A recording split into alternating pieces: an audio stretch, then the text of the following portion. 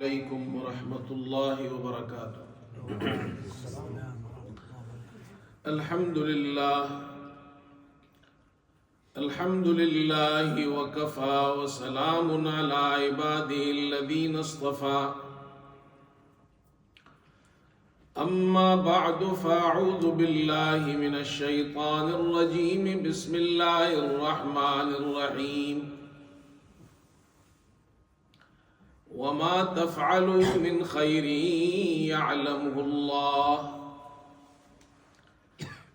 وقال رسول الله صلى الله عليه وسلم: من صام رمضان ثم أتبعه ستا من شوال كان كصيام الدهر، أو كما قال رسول الله صلى الله عليه وسلم۔ بزرگان محترم اور برادران عزیز، رمضان المبارک کا مہینہ ختم ہو گیا۔ اللہ تعالیٰ سے دعا کرتے ہیں کہ ہم نے اس ماہ مبارک میں جو عبادتیں کی ہیں اللہ تعالیٰ اسے قبول فرمائے۔ مسلمانوں نے جو روزے رکھے ہیں، پھر تراویح کی نماز پڑھی ہے، قرآن مجید کی تلاوت کی ہے، معتکفین نے اعتکاف کیا ہے، اسی طرح بہت سے مسلمانوں نے اس ماہ مبارک میں زکوٰۃ ادا کی ہے، صدقہ و خیرات کیا ہے، خواتین نے گھروں میں عبادت کی ہے۔ اللہ تعالیٰ سب کی عبادات قبول فرمائے، اور اللہ ہمیں بار بار یہ مبارک مہینہ ہماری زندگیوں میں نصیب فرمائے۔ رمضان کے بعد یہ شوال کا مہینہ ہے، اور شوال کا مہینہ اشہر حج میں سے ہے۔ اشہر حج کا معنی یہ ہے کہ یہ حج کے مہینے ہیں۔ یہ 3 مہینے حج کے مہینے کہلاتے ہیں: شوال، ذوالقعدہ اور ذوالحجہ۔ ان کو اشہر حج کہا جاتا ہے۔ قرآن پاک میں اللہ تعالیٰ نے اجمالاً ان مہینوں کا ذکر کیا ہے، اور حدیث میں حضرت صلی اللہ علیہ وسلم نے ان کے نام ذکر کیے ہیں۔ اللہ تعالیٰ ارشاد فرماتے: الحج اشہر معلومات، حج کے مہینے معلوم ہیں۔ تو لوگ جانتے تھے کہ یہ حج کے مہینے ہیں، تو اللہ کے رسول صلی اللہ علیہ وسلم نے اس کی تفصیل بیان کی کہ شوال و ذوالقعدۃ و ذوالحجہ، کہ یہ 3 مہینے حج کے مہینے ہیں۔ اس لیے کہ مسلمان دور دور سے آتے ہیں، اور اس زمانے میں جہاز تو ہوتے نہیں تھے، نہ ہوائی جہاز ہوتے تھے، نہ اور جو آج کل جو ٹرانسپورٹ ہے یا جو گاڑیاں ہیں، یہ چیزیں تو نہیں ہوتی تھی۔ تو لوگ دور دراز سے آتے تھے، تو ان کو یہ وقت دیا گیا ہے کہ شوال کا چاند جیسے ہی نظر آئے گا تو حج کے مہینے شروع ہو جائیں گے، اور حج ادا کیا جاتا ہے ذوالحجہ میں، اور اس سے پہلے یہ جو 2 مہینے ہیں یہ بھی حج کے مہینے ہیں۔ یہ جو شوال کا مہینہ ہے، شوال کے مہینے کے اندر ایک عبادت ہے، نفلی عبادت، مستحب عمل ہے، اور اس پر ثواب بڑا ملتا ہے، اور وہ عمل ہے شوال کے 6 روزے رکھنا۔ حضرت صلی اللہ علیہ وسلم نے شوال کے 6 روزوں کی بڑی فضیلت بیان کی ہے۔ رمضان کے مہینے میں روزے فرض تھے، اب شوال کا مہینہ شروع ہوا، اس میں جو نفلی 6 روزے رکھے گا اس کو بڑی فضیلت حاصل ہوگی، اور وہ فضیلت یہ ہے، حضرت صلی اللہ علیہ وسلم نے ارشاد فرمایا: من صام رمضان ثم اتبعه ستا من شوال، جس نے رمضان کے روزے رکھے اور اس کے بعد شوال کے 6 روزے رکھے، کان کصیام الدہر، اسے صیام الدہر یعنی پورے سال روزہ رکھنے کا ثواب ملتا ہے۔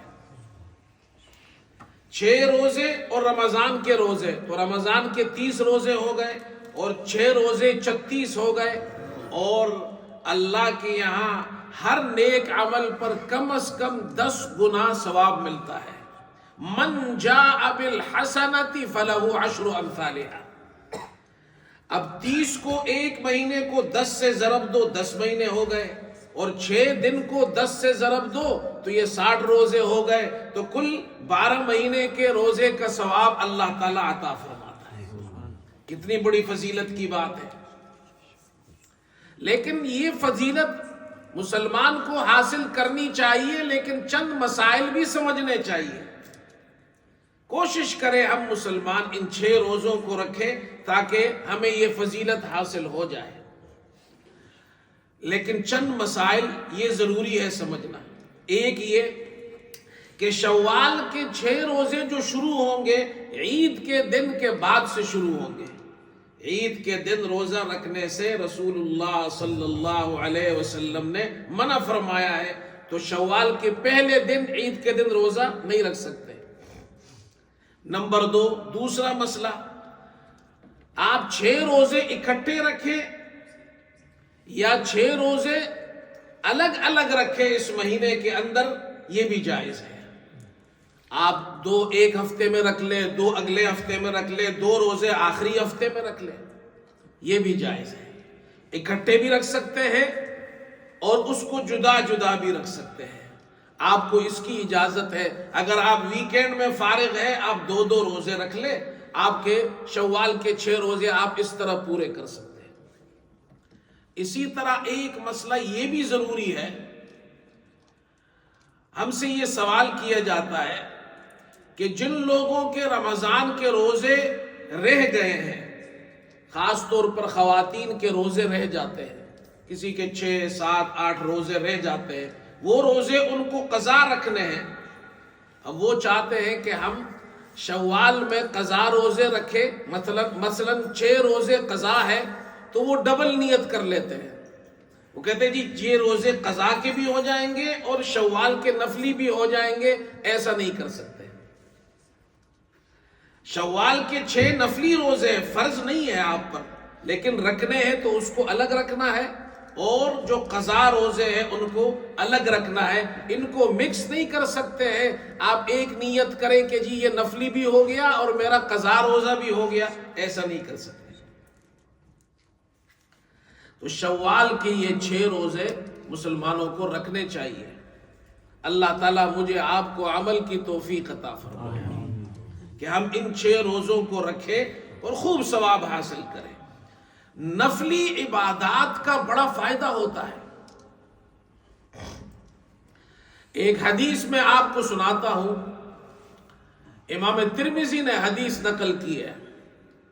حریث بن قبیصہ یہ فرماتے ہیں کہ میں مدینہ منورہ آیا، میں نے اللہ تعالیٰ سے دعا کی، اے اللہ مجھے نیک اور صالح ساتھی عطا فرما۔ اللہ تعالیٰ سے دعا کرنی چاہیے، اے اللہ ہمیں نیک دوست عطا فرما، مخلص دوست عطا فرما۔ اس لیے کہ انسان کی پہچان دوست سے ہوتی ہے، وہ نیک ہوگا تو آپ کے اندر بھی اس کی وجہ سے نیکی آئے گی۔ تو حریث بن قبیصہ کہتے ہیں میں نے اللہ تعالیٰ سے دعا کی، اے اللہ مجھے نیک صالح دوست عطا فرما۔ تو مجھے ابو ہریرہ رضی اللہ تعالی عنہ کی مجلس میں بیٹھنا نصیب ہو گیا۔ کتنی اچھی ہم نشینی ہے اور کتنا اچھا ہم نشین ہے۔ رسول اللہ صلی اللہ علیہ وسلم کے صحابی ہے ابو ہریرہ رضی اللہ عنہ، اور ان کی دوستی نصیب ہو گئی۔ حریث کہتے ہیں میں نے ابو ہریرہ رضی اللہ عنہ سے کہا کہ آپ نے رسول اللہ صلی اللہ علیہ وسلم سے احادیث سنی ہے، مجھے بھی کوئی حدیث سنا دیجئے تاکہ مجھے بھی فائدہ ہو۔ ابو ہریرہ نے حدیث سنائی، فرمایا میں نے اللہ کے رسول صلی اللہ علیہ وسلم سے یہ حدیث سنی ہے کہ قیامت کے دن سب سے پہلا حساب نماز کے بارے میں ہوگا۔ سب سے پہلا حساب نماز کے بارے میں ہوگا۔ نماز اگر ٹھیک ہوئی تو یہ شخص کامیاب ہو جائے گا، اور اگر نماز کے اندر کمی ہوئی تو یہ شخص نامراد ہو جائے گا۔ پھر اس کی نمازوں کا جب حساب ہوگا اور نماز میں کوئی کمی رہ گئی تو اللہ تعالیٰ کا فضل دیکھیے، اللہ تعالیٰ فرشتوں سے ارشاد فرمائے گا کہ دیکھو میرے بندے کا کوئی نفلی عمل ہے، کوئی نفلی نمازیں ہیں اس کی، انظروا هل لعبدی من تطوع، تو اگر اس نے کوئی نفلی عمل کیا ہوگا، نفلی نمازیں پڑھی ہوں گی، تو فرائض کے اندر جو کمی ہوگی اللہ تعالیٰ نفلی عبادات کی وجہ سے فرض کے اندر جو کمی ہوگی وہ پوری کر دے گا اور وہ کامیاب ہو جائے گا۔ تو نفلی عبادات کا یہ فائدہ ہے۔ پھر آپ نے ارشاد فرمایا جس طرح نماز کا حساب لیا گیا ہے اسی طرح باقی اعمال کا بھی حساب لیا جائے گا، یعنی روزوں کا بھی، زکوٰۃ کا بھی، حج کا بھی۔ اس لیے میرے دوستو جب ہم نماز پڑھیں 2 رکعت نفل بھی پڑھ لیا کریں، 2 رکعت نفل نماز پڑھ لیا کریں، کوشش کریں دن میں کم از کم 2 رکعت تو پڑھ سکتے ہیں ہم۔ رات کو اللہ توفیق دے تو سونے سے پہلے 2 رکعت پڑھ لیں، دن میں موقع ملے 2 رکعت نفل پڑھ لیا کرے۔ فائدہ کیا ہوگا؟ ان نفلوں سے اللہ تعالیٰ فرضوں کی تکمیل فرمائے گا۔ اللہ اکبر۔ ہمارے ایک بزرگ گزرے ہیں شیخ الہند حضرت مولانا محمود حسن رحمت اللہ علیہ، وہ وتر کے بعد 2 رکعت نفل بیٹھ کر پڑھتے تھے، کبھی کبھی بیٹھ کر پڑھتے تھے۔ تو کسی نے ان سے کہا کہ حضرت 2 رکعت جو نفل آپ بیٹھ کر پڑھتے ہیں تو بیٹھ کر نفل پڑھنے کا ثواب آدھا ہوتا ہے، کھڑے ہو کر پڑھنے کا ثواب پورا ہوتا ہے، آپ کھڑے ہو کر کیوں نہیں پڑھتے؟ جواب سنیے اللہ والوں کا، حدیث میں تو آیا ہے کھڑے ہو کر ثواب پورا ملتا ہے اور بیٹھ کر ثواب آدھا ملتا ہے۔ تو جواب انہوں نے یہ دیا کہ رسول اللہ صلی اللہ علیہ وسلم وتر کے بعد 2 رکعت بیٹھ کر پڑھا کرتے تھے۔ حضرت عائشہ رضی اللہ عنہا سے یہ روایت ہے، اور یہ بیان جواز کے لیے، یعنی 2 رکعت بیٹھ کر پڑھنا جائز ہے۔ افضل یہ ہے کہ رات کی نماز میں سب سے آخری نماز وتر کی نماز ہو، اس لیے کہ خود حدیث میں آپ صلی اللہ علیہ وسلم نے ارشاد فرمایا اجعلوا آخر صلاتکم باللیل وترا، رات کی آخری نماز، وتر کو رات کی آخری نماز بناؤ۔ لیکن آپ وتر کے بعد 2 رکعت بیٹھ کر پڑھتے تھے بیان جواز کے لیے، یعنی جائز ہے۔ افضل یہ ہے کہ 2 رکعت وتر سب سے آخری نماز ہو۔ تو حضرت شیخ الہند رحمت اللہ علیہ سے کسی نے پوچھا آپ نفل پڑھتے ہیں اور بیٹھ کر پڑھتے ہیں، کھڑے ہو کر پڑھنے میں پورا ثواب، بیٹھ کر پڑھنے میں آدھا ثواب؟ فرمایا ثواب تو آدھا ملتا ہے بیٹھ کر پڑھنے میں، یہ مسئلہ مجھے بھی معلوم ہے، میں بیٹھ کر اس لیے پڑھتا ہوں میرے پیارے رسول نے بیٹھ کر پڑھی ہے، ان کی اتباع میں پڑھتا ہوں صلی اللہ علیہ وسلم۔ یہ ان کی محبت تھی، میرے پیارے رسول صلی اللہ علیہ وسلم نے بیٹھ کر پڑھی ہے، میں ان کی اتباع میں پڑھتا ہوں۔ اللہ ہمیں بھی اتباع رسول نصیب فرمائے۔ تو بھائیو 2 رکعت کبھی پڑھ لینی چاہیے، ہمیں بھی کھڑے ہو کر نہیں پڑھ سکتے بیٹھ کر پڑھ لے۔ نفلوں کا ثواب یہ ہوگا قیامت کے دن اللہ فرائض میں جو کمی ہوگی اس کو پورا کر دے گا۔ کچھ لوگ فرض نماز تو پوری پڑھتے ہیں، فرائض اور واجبات کا پورا اہتمام کرتے ہیں، سنتوں اور نفلوں کا اہتمام نہیں کرتے ہیں۔ کہتے ہیں سنت ہی تو ہے، سنت ہی تو ہے، یعنی وہ سنت کو نعوذ باللہ کم سمجھتے ہیں، کہتے ہیں فرض تو ہے نہیں، تو سنت کو کم نہیں سمجھنا چاہیے، سنت کو کم نہیں سمجھنا چاہیے۔ سنت سے فرائض کی تکمیل ہوتی ہے، اور سنت اللہ کے رسول صلی اللہ علیہ وسلم کے عمل کو کہتے ہیں، تو اس کی تحقیر کرنا، اس کو کم سمجھنا یہ اچھی بات نہیں ہے۔ سنت کا ادب کرے، احترام کرے. اسلام میں ادب بہت بڑی چیز ہے. یہ نہیں کہنا چاہیے یہ عمل سنت ہی تو ہے، کون سا فرض ہے. آپ یوں کہیں، یوں کہنا چاہیے جی بالکل یہ عمل سنت ہے، مجھے کرنا چاہیے لیکن میں نہیں کرتا، اللہ مجھے معاف فرمائے، یہ میری کوتاہی ہے. اگرچہ نفلوں اور سنتوں پر کوئی حساب نہیں ہوگا، لیکن ہمیں کوشش کرنی چاہیے کہ ہم نفلوں اور سنتوں کو کریں. نہیں کر سکتے ہیں تو افسوس ہونا چاہیے، یہ نہیں کہنا چاہیے سنت ہی تو ہے تو کیا ہوا. اللہ اکبر. بعض لوگ کہتے ہیں جی داڑھی سنت ہی تو ہے، داڑھی رکھنا کون سا فرض ہے. اور کچھ لوگ تو اس سے بھی آگے چلے جاتے ہیں، وہ کہتے ہیں نعوذ باللہ جو ہے وہ اسلام جو ہے وہ داڑھی میں نہیں ہے، اسلام داڑھی میں نہیں. ایسی بات مسلمان کو نہیں کرنی چاہیے. داڑھی کو سنت اس لیے کہا جاتا ہے کہ رسول اللہ صلی اللہ علیہ وسلم نے داڑھی رکھی ہے، یہ آپ کا طریقہ ہے، اور تمام انبیاء نے داڑھی رکھی ہے، اس لیے داڑھی کو سنت کہا جاتا ہے کہ یہ حضور صلی اللہ علیہ وسلم کا طریقہ ہے. داڑھی کا حکم یہ ہے، داڑھی رکھنا واجب ہے، ضروری ہے. ہاں انسان ہے نہیں رکھتا ہے تو اللہ سے توبہ کرے، لیکن یہ نہ کہے سنت ہی تو ہے، اس سے انسان محروم ہو جاتا ہے.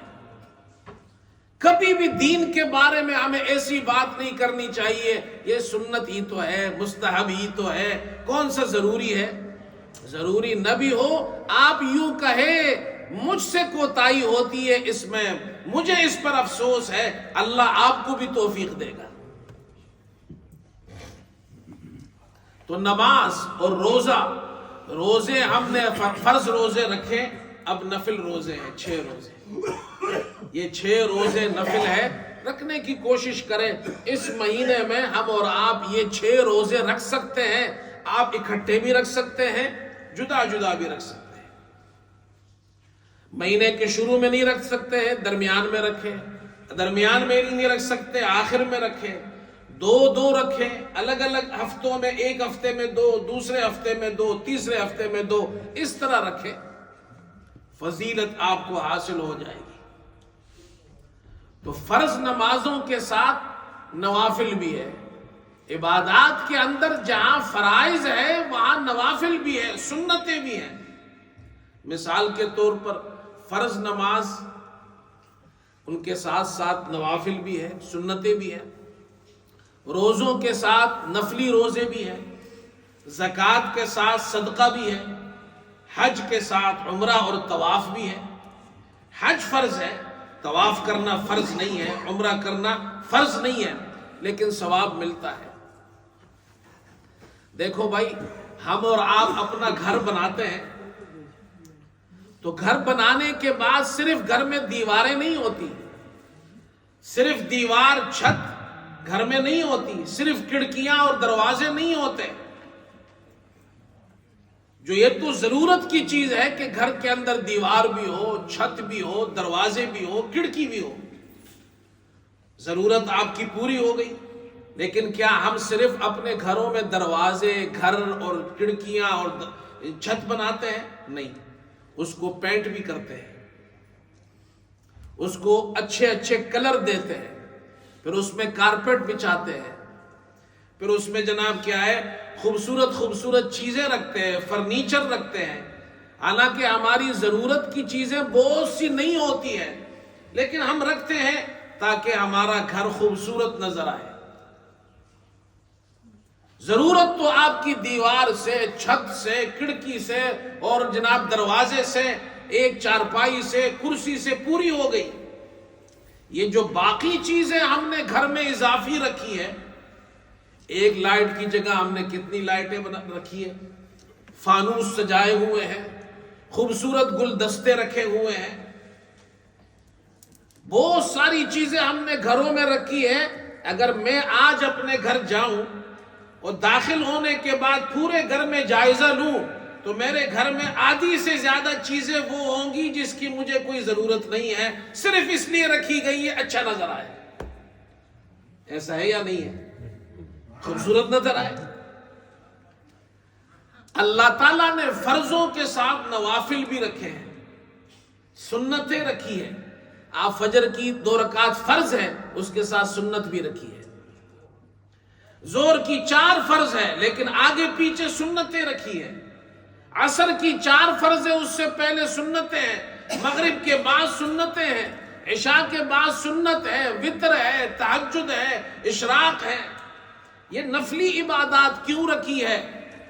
یہ نفلی عبادات اس لیے رکھی ہے کہ ہماری جو دیگر فرض عبادات ہیں وہ نفلی عبادات سے اور زیادہ خوبصورت ہو جاتی ہے، ان میں خوبصورتی پیدا ہوتی ہے، ان میں تکمیل ہوتی ہے، وہ زیادہ اجر و ثواب کا باعث بنتی ہے۔ پھر آپ کھانے میں دیکھیں، کھانے میں ہم کتنے تکلفات کرتے ہیں۔ کھانا تو 1 روٹی ہے، 1 سالن ہے، کام پورا ہو گیا۔ جو چاول کھاتے ہیں چاول کھائے، کام پورا ہو گیا۔ لیکن ہمارے یہاں تو 1 سٹارٹر ہے، اس کے بعد مین کورس ہے، اس کے بعد پھر کیا ہے، آخر میں میٹھا ہے۔ یہ ساری چیزیں ہم نے کھانے میں رکھی ہے، کتنی قسم کے سلاد رکھی ہے، کتنی قسم کی چٹنیاں رکھی ہے۔ اور ایک کھانا ہے، اگر ہم کھائے تو زیادہ سے زیادہ 10 منٹ میں انسان کھانا کھا سکتا ہے۔ ایک بزرگ جو ہے ان کے بارے میں آتا ہے کہ وہ ستو جناب کیا ہے کھاتے تھے، اوپر سے پانی پی لیتے تھے۔ ستو منہ میں ڈالا، پانی پی لیا، کام ختم ہو گیا، 1 منٹ 2 منٹ کے اندر فارغ ہو گئے۔ اور کئی سالوں سے وہ اس طرح یہ عمل کرتے تھے۔ کسی نے کہا کہ آپ یہ جو ستو کھاتے ہیں، اوپر سے پانی پی لیتے ہیں، روٹی کیوں نہیں کھاتے ہیں، کھانا کیوں نہیں کھاتے ہیں؟ کہا روٹی کھانے میں، کھانا کھانے میں، گوشت کھانے میں پہلا سٹارٹر ہوگا، مین کورس ہوگا، آخر میں میٹھا ہوگا، اس میں تو بہت ٹائم لگتا ہے، 15-20 منٹ 25 منٹ لگ جاتے ہیں۔ تو اس ٹائم کے اندر میں کوئی نیک عمل کر لیتا ہوں، نماز پڑھ لیتا ہوں، قرآن پڑھ لیتا ہوں، کتاب کا مطالعہ کر لیتا ہوں، حدیث پڑھ لیتا ہوں، کوئی بچوں کو پڑھا لیتا ہوں، میرا وقت ضائع نہیں ہوتا ہے۔ ہم یہ ساری چیزیں کھانے کے اندر کرتے ہیں، حالانکہ ضرورت کیا ہے، 1 روٹی 2 روٹی، لیکن یہ باقی ساری چیزیں منع نہیں ہے اسلام میں۔ یہ ہم اس لیے کرتے ہیں کہ کھانا اس کا ٹیسٹ بڑھ جاتا ہے، کھانا کھانے میں آپ کو جناب کیا مزہ آتا ہے، آپ کو کھانا اچھا لگتا ہے۔ اسی طرح اللہ نے فرائض کے ساتھ نوافل رکھی ہے۔ یہ جو نفلی عبادات ہیں، یہ نفلی عبادات، سنت عبادت، یہ اس لیے رکھی ہے، وہ کھانا جس طرح آپ باقی چیزوں کے ساتھ کھاتے ہیں، اسی طرح نفلی عبادات فرضوں کے ساتھ جب مل جاتی ہے، یہ پوری مکمل ہو جاتی ہے عبادت۔ اس کا ثواب آپ کو قیامت کے دن ملے گا۔ قیامت کے دن پتہ چلے گا نفلی عمل کا کتنا ثواب ملتا ہے۔ تو فرائض کے ساتھ ساتھ نفل عمل بھی ضرور کریں۔ نفل روزہ ہو وہ رکھے، جتنا رکھ سکے۔ ہفتے میں 2 دن روزہ رکھنا مسنون ہے، پیر کے دن اور جمعرات کے دن۔ مہینے میں 3 دن روزہ رکھنا سنت ہے، ایام 20 کے، 13 14 15 کے۔ شوال کے 6 روزے رکھنا مسنون ہے، یہ مستحبات میں سے مستحب روزے ہیں، ثواب ملتا ہے اس پر۔ تو نفلی عبادات، نماز ہو، اللہ توفیق دے، نماز 2 رکعت 4 رکعت دن میں نفل پڑھ لیا کرے۔ گھروں میں بھی پڑھ سکتے ہیں، نفل نماز ہم گھر میں بھی پڑھ سکتے ہیں، مسجد میں بھی پڑھ سکتے ہیں۔ حضرت صلی اللہ علیہ وسلم کا اپنا معمول یہ تھا کہ وہ سنت نمازیں گھر میں پڑھا کرتے تھے۔ اگر کوئی گھر میں پڑھتا ہے تو اچھی بات ہے، لیکن مسئلہ یہ ہے کہ لوگ آتے ہیں مسجد اور پھر جناب واپس کبھی گھر جاتے ہیں تو بھول جاتے ہیں، یا کہیں اور چلے گئے تو بھول گئے، اس لیے مسجد ہی میں پڑھ لینی چاہیے تاکہ ایسا نہ ہو کہ سنتیں ہماری رہ جائیں۔ تو نفل نماز سنتوں کا اس کا اہتمام کرنا چاہیے۔ ایک بات میں اور بھی عرض کر دوں، یہ میں نے پہلے بھی کئی مرتبہ یہ مسئلہ بیان کیا ہے، جو مسلمان ہمارے بزرگ، ہمارے دوست احباب کرسیوں پر نماز پڑھتے ہیں، یہ مسئلہ بڑا اہم ہے۔ ایک تو وہ لوگ ہیں جو واقعی ان کو کرسیوں کی ضرورت ہے، وہ بیٹھ کر نماز نیچے پڑھ نہیں سکتے ہیں، سجدہ نہیں کر سکتے ہیں، وہ تو پڑھے۔ لیکن مسجدوں میں آپ دیکھیں کرسیاں کتنی زیادہ ہو گئی ہیں۔ یہ جو بزرگ تھے، پہلے زمانے میں بھی تھے، آج سے 40 سال پہلے کیا بزرگ نہیں تھے دنیا میں؟ معذور لوگ اس زمانے میں بھی تھے۔ میں اگر اپنے بچپن میں جاؤں اور اس وقت دیکھوں تو ہماری مسجد میں ایک کرسی بھی نہیں ہوتی تھی۔ تو 40 سال پہلے، 45 سال پہلے اگر آپ جائیں مسجدوں میں کرسی نہیں ہوتی تھی۔ یہ 40 سال میں کیا انقلاب آیا کہ مسجدوں میں کرسیوں کی لائنیں لگ گئی۔ اور مجھے تو یہ ڈر لگتا ہے ایسا نہ ہو کہ آئندہ ایسا وقت آئے 40 سال بعد کہ پوری مسجد میں کرسیاں ہوں، بس امام بھی کرسی پر بیٹھا ہوا ہے، مقتدی بھی کرسی پر بیٹھے ہوئے ہیں۔ کبھی کبھی تو مجھے ڈر لگتا ہے، اللہ نہ کرے ایسا ہو، امام صاحب کرسیوں پر بیٹھے ہوئے ہیں اور پوری، اس لیے کہ یہ جو چیزیں ہوتی ہیں یہ آہستہ آہستہ ہوتی ہے۔ یاد رکھے، میں یہ مسئلہ پہلے بھی بیان کر چکا ہوں، ابھی مختصراً عرض کرتا ہوں۔ جو آدمی زمین پر سجدہ کر سکتا ہے، سر رکھ کر کھڑا ہو سکتا ہے، زمین پر سر رکھ کر سجدہ کر سکتا ہے، اس کے لیے بیٹھ کر نماز پڑھنا جائز نہیں ہے۔ اگر اس نے بیٹھ کر نماز اشارے سے پڑھی، اس کی نماز نہیں ہوگی۔ بات سمجھ گئے بھائی؟ مسئلہ شرعی مسئلہ ہے۔ اچھا، میں نے کئی مرتبہ بہت سے لوگوں کی تصحیح کرائی ہے۔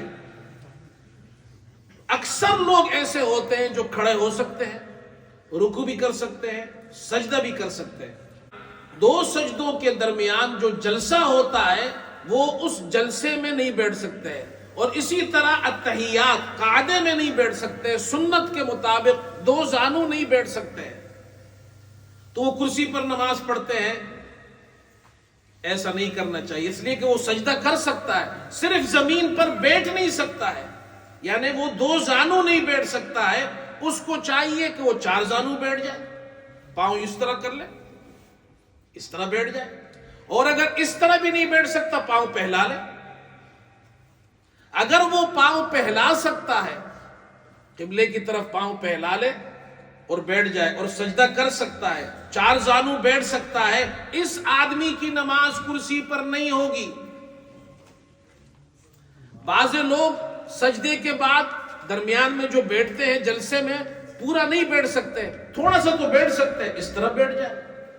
ہمارے یہاں بہت سے الحمدللہ دوست احباب آتے ہیں، اس طرح نماز پڑھتے ہیں۔